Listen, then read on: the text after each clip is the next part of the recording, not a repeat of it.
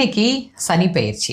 சனி பகவான் இன்னைக்கு பெயர்ந்த உடனே சில பேருக்கு ரொம்ப நல்லா இருக்கும், யோகம் அப்படியே கொட்ட போகுது அப்படின்னு சொல்லியிருப்பாங்க.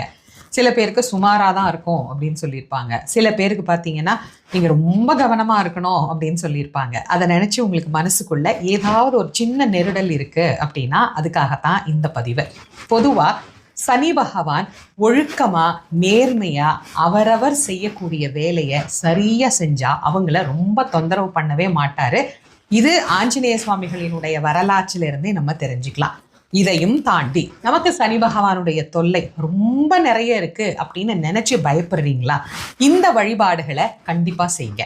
நான் எப்போதும் சொல்லக்கூடியதுதான். நீங்க சிவனை வழிபாடு பண்றீங்க அப்படின்னா மாசில் வீணையும் மாலை மதியமும் அப்படின்னு ஆரம்பிக்கிற பதிகமும், வேயிறு தோழி பங்கன் விடமுண்ட கண்டன் அப்படிங்கிற பதிகமும் பாராயணம் பண்ணுங்க.